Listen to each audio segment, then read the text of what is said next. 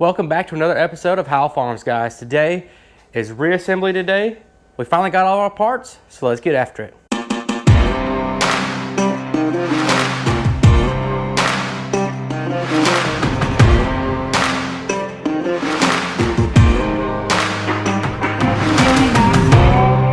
All right, first things first, water pump, gasket. Now earlier, I did a little prep work on this surface. I got all the old gasket off, my nuts and washers are over here on the battery tray, and I went ahead and replaced this hose. Now, this hose was not bad, but since I'm here, we replaced all the other hoses, we went ahead and replaced this.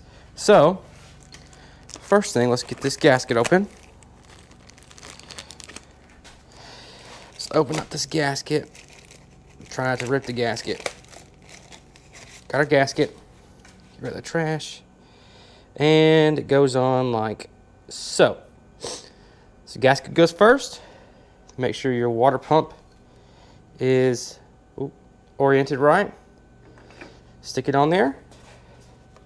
Now, this has a washer. Let me show it to you. Got a washer, so it went on first. And then it has a lock washer. And then a nut. So, let's get all them on real quick. All right, now that we've got all the nuts and washers on, I like to tighten them down by hand. And then I just like to bring them in tight. Don't actually wrench on it, bring them all in tight together.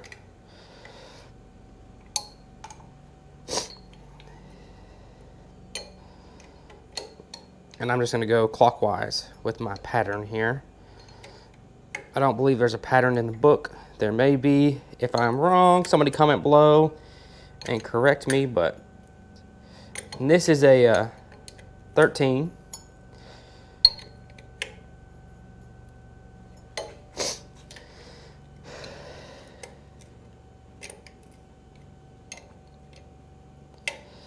So now that they're all in here snug, I'm gonna give them a good wrench down. I could do this probably 2 rounds.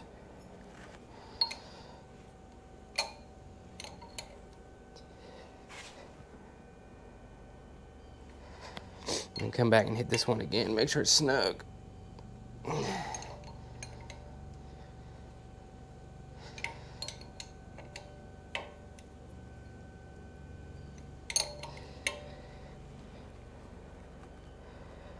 All right, so now we have that on. All right, so now let's put the belt back on.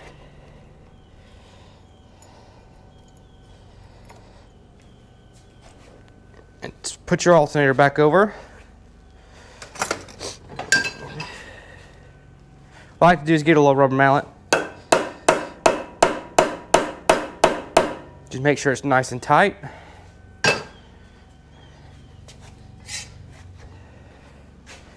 And let's see, I think that might have been a 13 as well.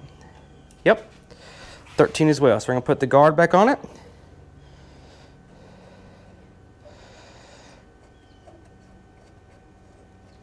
And we'll tighten her down.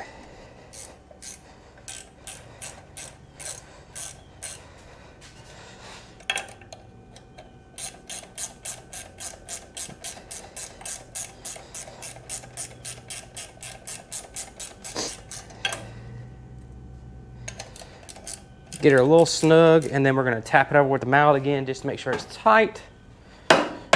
Oop. All right, it's tight.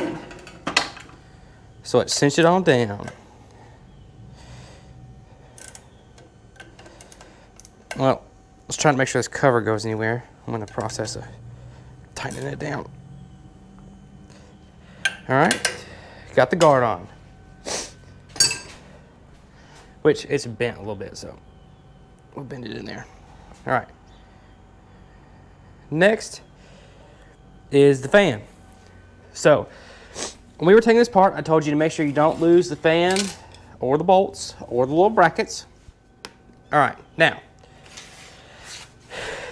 this fan the holes in it are not perfectly round. So you just gotta twist it, put it on the bolt right here, then just twist the fan till the holes line up with the water pump. Now, once they're lined up, there's a pattern on here where this bracket was. I'm just gonna put it back the same way. I'm not really sure if it makes a difference, but for me, I'm just gonna leave it the way it was on the fan. That way I don't have to worry about anything, because if the fan spun like that before, it ought to spin like this again. So just get the bolts in, and we're gonna tighten them down.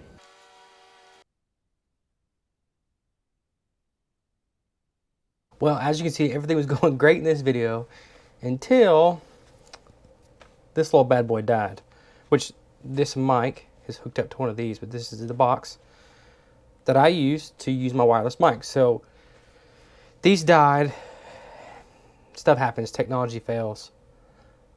It sucks. So throughout the rest of this video, I'm gonna have to narrate it as I watch it, and I'll overlay the footage so you guys can see. So let's get to it.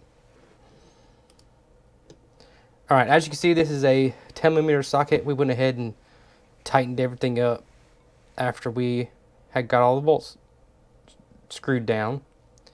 And then the next step is going to be take a screwdriver and pop the little bracket pieces back over the bolts. Now, what this does is it just keeps the bolt from coming loose. Other than that, I don't think it really does anything. It's just to prevent the bolt from spinning out as the fan is working. So I struggled a little bit here. You may have to get a hammer to help your screwdriver, but whatever. Next step is to put the radiator back in. So we're going to pull this pin out of the radiator bolt. I also struggled to get these out. It was hard to hold the camera with one hand and work with the other hand to pull it out. But once you pull it out, which I'll get to here in a second. Like I said, I really fought it that day. But I was also holding the camera in the other hand. But once you get it out, put your bolt and stuff up on the battery tray so you don't lose it. Also make sure you move the coolant out of the way so you don't drop it into it. But these bushings have a little part that sticks out. Make sure you put it down in the hole so you don't have to fight it later when you put the radiator down. Now the next step is to put this fan shroud on. Make sure you pay attention how it comes off. I actually shot this scene like 6 or 7 times because I couldn't figure out how to get the cover or the fan shroud back on the radiator, but I finally figured out the orientation. So we're going to set the radiator back down, and you got to kind of wiggle it around. Make sure you get that fan shroud up and around the fan and back in place where it should go. Next step's thread the bolts up to the bottom, take an impact, tighten them down, and then we're going to put our cotter pin or whatever pin you got to put through it and back install it. Now after that, we're going to take the screws off the side of the radiator and put our shroud back on. And like I said before, just make sure you have it oriented right. I think if you're sitting on the tractor, the left side of the fan shroud is wider than the right, so that should help you on which direction you need to put it back on. But you can also take note when you take it off of which way it came off, or mark left and right, or take a paint pen and mark one of the holes so you know it matches up the way it's supposed to go. So right here, I take my impact, make sure I tighten everything back down.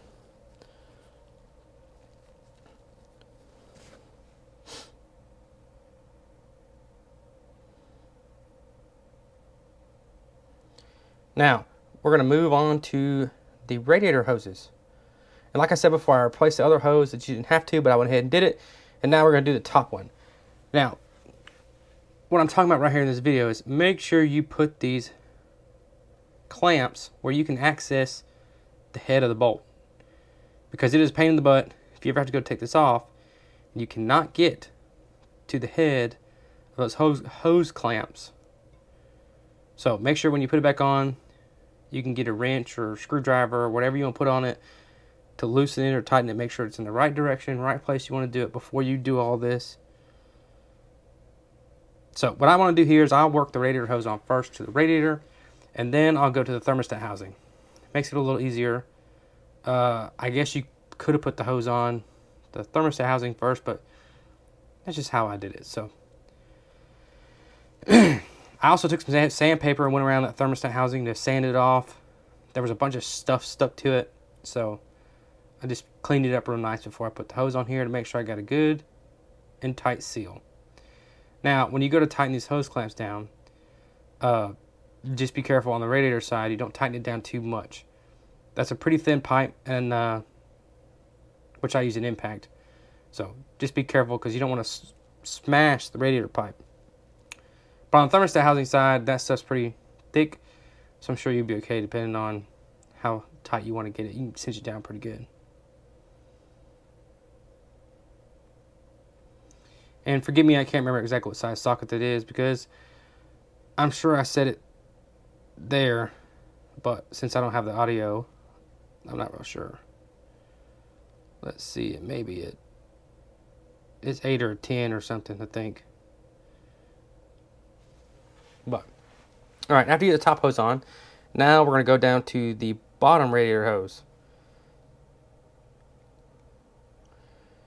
And on this one, I went ahead and put the radiator side on just because the longer the hose I can pull back and put it on the engine side. But also here, make sure you can get to these screws on the hose clamps because you don't want to get this all the way on and realize your hose clamp's the wrong way or it's oriented wrong. There's no way you can get to it to tighten it down. So working on the radiator side first, and slip it on the engine, and then get you a wrench and tighten it down.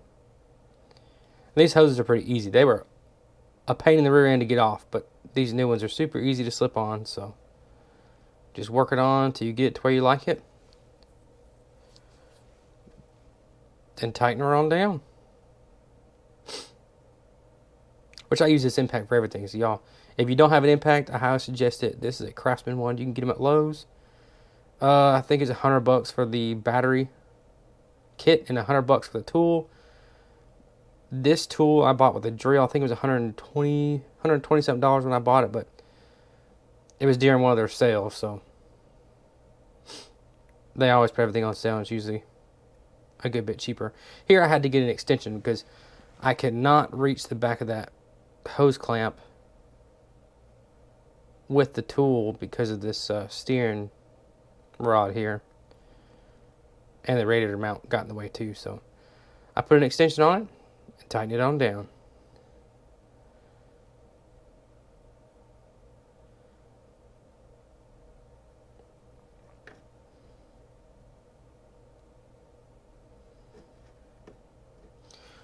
All right, now the next little set of footage I had, I walked around and was just talking about the next steps I had to do.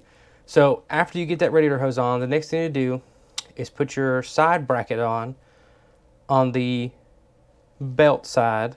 Well, put your side bracket on for the belt on the other side of the radiator to keep it from stuff getting in there and throwing it out. But you can watch the disassembly video and see what I'm talking about. And then the air filter, the air filter hose will be the next step. There's 2 bolts on the bottom of the air filter. There's 1 nut holding the hose on, and then you put the hood on. And then after that, you put coolant in it and you crank it up. So I hate I had to do it this way, guys. I'm going to make sure and do a better job of checking my batteries before I get started. But there you have it. Now, I did also shoot a cool outro. Didn't have any audio to that as well. So I actually caught the mic was dead that day. So here's the outro.